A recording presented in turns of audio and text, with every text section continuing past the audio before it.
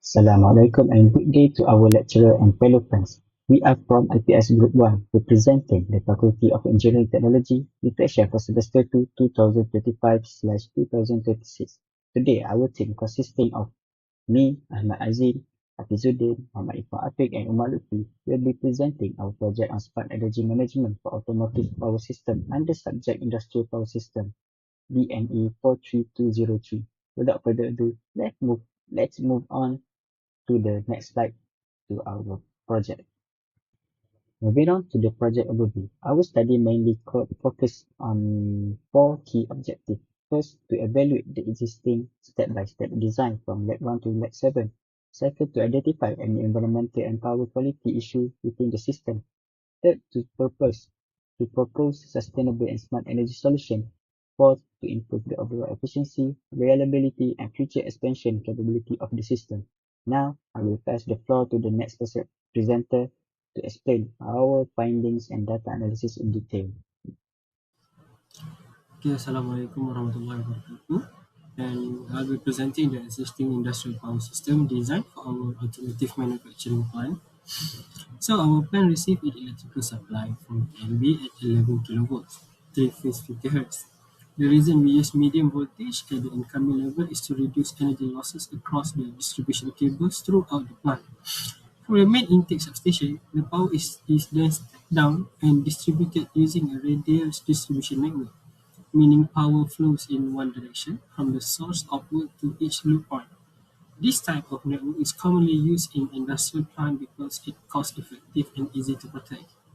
Now, in terms of scale, our total installed load is approximately 2.02 megawatts that covers every machine, conveyor, robot compressor, and auxiliary system currently running on the factory floor. This load is spread across 7 dedicated production stations, each one representing a different area of the manufacturing process. And each station has its own sub-distribution boards and protection system. So, if a fault occurs in one area, it gets isolated immediately without affecting the rest of the plant. So, to summarize, we have a medium voltage supply from TNB distributed radially, serving 7 independent stations with a combined demand of 2.02 megawatts. With that overview covered, let's now move into the detailed load breakdown for each station. Okay, now, let's look at the load breakdown across all 7 production stations. Station 1 is our stamping area. The heaviest station is 700 kilowatt hydraulic stamping, pressed as the main load, requiring a dedicated 1500 kVA transformer. Station 2 covers welding and body assembly, running robotic welding arms and CNC machining centers with the sub-board handling around 61 kVA. Station 3 is our machining area with CNC ladders, grinders, and air compressor with an SDB load of around 42 kVA.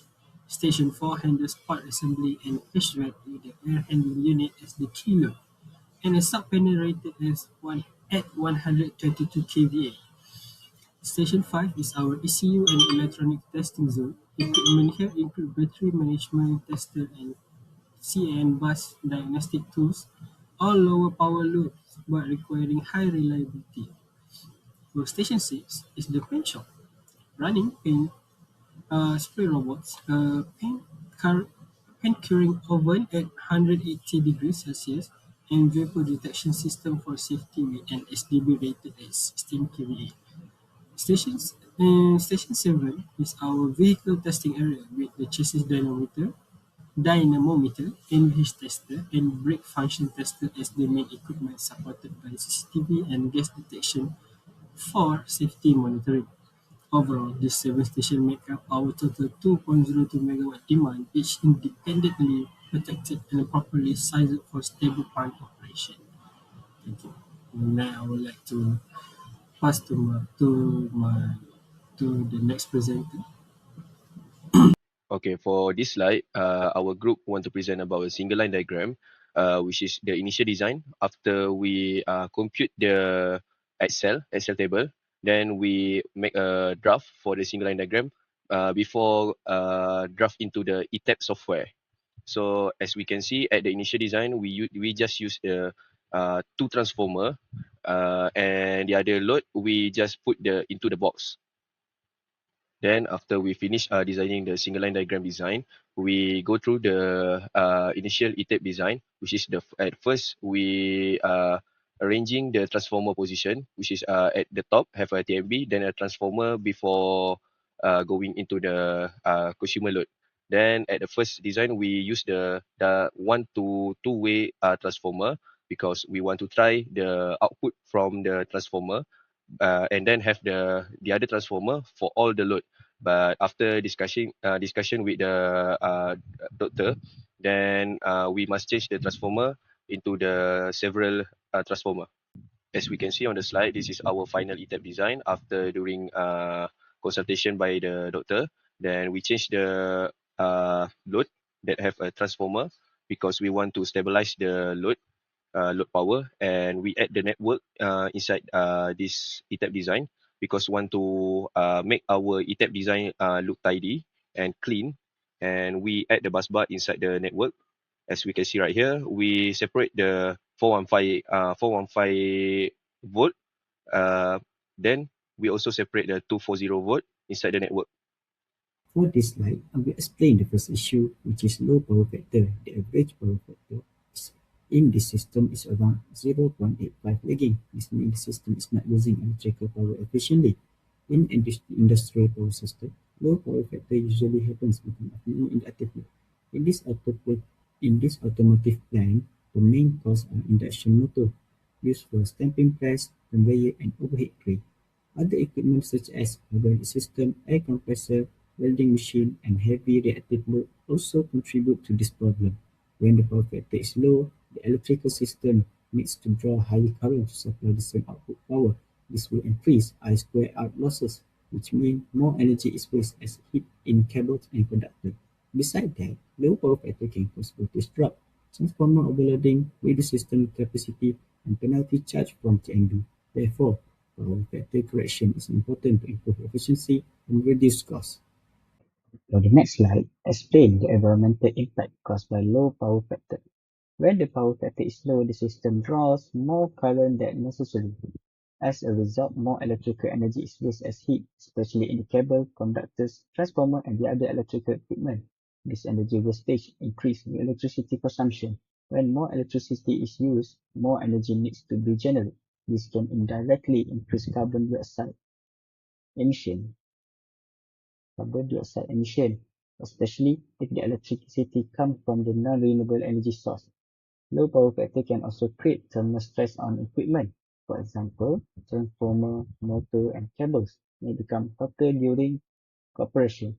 If this happens for a long period, the equipment can age faster and may need to be replaced earlier.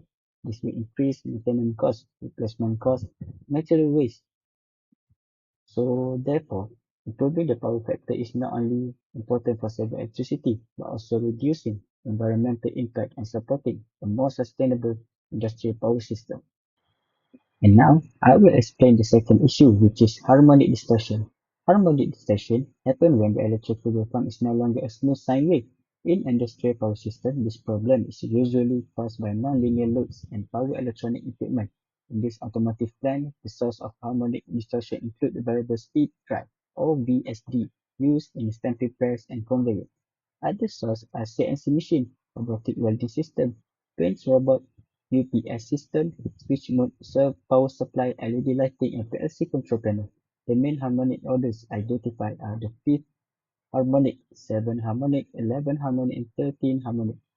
The fifth harmonic is usually produced by VSD and rectifier. The 7th harmonic is related to seed pulse, converter, and drive, while the 11th and 13th harmonic are related to 12 pulse converter loads. If the total harmonic distortion exceeds the IEE 519/2020 limit, this means the power quality is poor and needs the correction. So next, this slide shows the impact of harmonic distortion on the industrial power system. Harmonics cause serious problems to the electrical equipment and the overall power quality. One of the main impacts is a transformer overheating. When there are too many harmonics, the transformer produces extra heat and cannot operate efficiently. Harmonic can also cause overheating in the natural conductor and stress on capacitor banks. This is dangerous because capacitor banks may fail if they are exposed to a high harmonic level for a long time. Besides that, harmonic distortion can cause nuisance tripping of the circuit breaker. This means the breaker may trip even when there is no major fault. It also causes motor vibration, noise, equipment malfunction, and control system error in an automotive plant. This problem can lead to production downtime and higher maintenance costs. Harmonic can also increase energy losses and electricity bill. Therefore, harmonic filter and regular power quality monitoring are important to the process system. My name is Umar. My name is Umar Lutfi bin Afuddin. Matrix number CN240258. Now, let us dive into our first major recommendation, addressing our immediate efficiency loss at the root. Currently, our system is drawing excessive reactive power, which drags down our power factor and exposes us to heavy financial penalties. To solve this, we propose the installation of automatic detuned capacitor banks. We plan to install these automatic power factor correction (PFC) banks strategically across the facility, at the sub-main gas distribution board, at the sub-distribution board, and at the sub-power distribution board levels. But I want to address a critical engineering concern: resonance. In an industrial environment with nonlinear loads, standard capacitor banks can act as amplifier for harmonics potential, leading a catastrophic equipment failures. To completely bypass this risk, we are integrating detuned reactors tuned specifically below the fifth harmonic at 189 Hz or a 7% detuning factor. This design ensures we block harmonic currents from entering the capacitors, preventing resonance entirely while safely cleaning up our reactive power draw. Furthermore, this is not a static system. It features real-time power factor monitoring with automatic step switching. As our factory loads fluctuates throughout the day, the controller dynamically switches capacitor steps in and out of the grid, ensuring our target power factor is greater than 0.95 is maintained continuously 24/7. From a commercial standpoint, this is highly lucrative asset. By eliminating the monthly reactive power charges on our utility bill, the system delivers an undeniable payback period of just 1 to 2 years.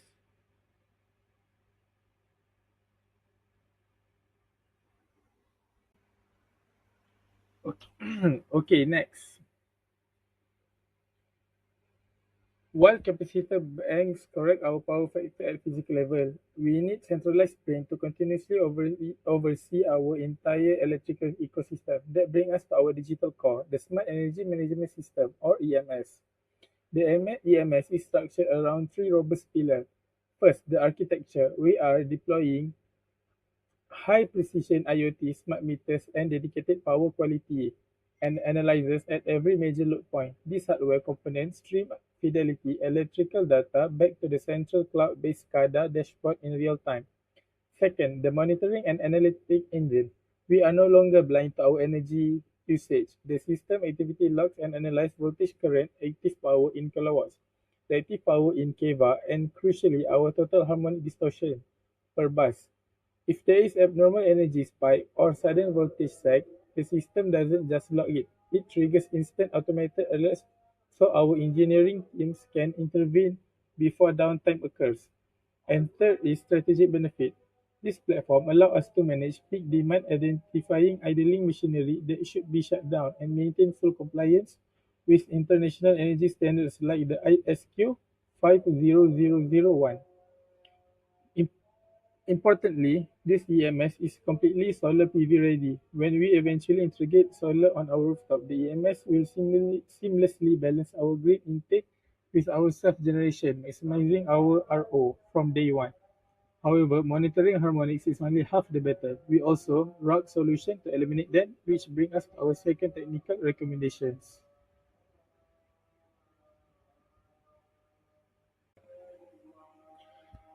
Okay, next. If low power factor is a visible tax on our electricity bill, harmonic distortion is the silent killer inside our physical electrical cables.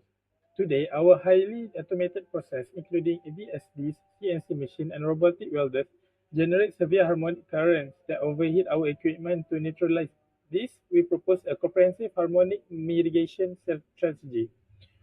We have designed a layered defense mechanism utilizing four key technologies. At the primary level, we utilize the passive detune filters. These are highly cost-effective rock filters designed to absorb dominant fifth and seventh harmonic currents that follow through our heavy machinery. However, passive filters are tuned to specific frequencies. For dynamic rapid changing loads, we are introducing active harmonic filters. Think of AHF as noise-cancelling headphones for our factory power grid. They continuously monitor at the harmonic waveform in real time and instantly inject an equal opposite current to cancel out the distortion on the spot. To complete this ecosystem, we recommended utilizing the active front-end AFE drives on our largest motor loads to prevent harmonic from being generated in the first place, and K-factor transformer to safely handle any residual harmonic loads without degrading. By deploying this active and passive combination, we insulate our sensitive controls from power quality issues, dramatically reduce machine malfunctions, and extend our equipment lifespan.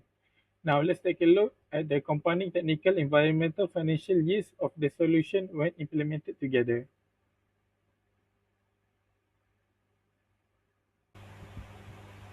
Okay, to conclude, let us take a look at the aggregate impact of this investment. We are not just buying hardware, we are executing a highly strategic upgrade that yields powerful technical, environmental, and economic returns. On the technical front, we are transforming our electrical infrastructure.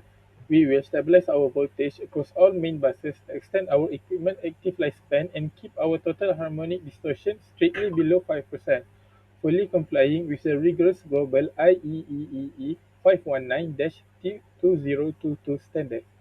On the environmental front, cleaner power means less thermal stress, fewer copper losses by reducing our line impedance and ice heat dissipation. We directly reduce energy wastage. This means a direct drop in our Scope 2 carbon footprint, aligning our facility with modern green manufacturing standards and preparing us for frictionless solar PV integration.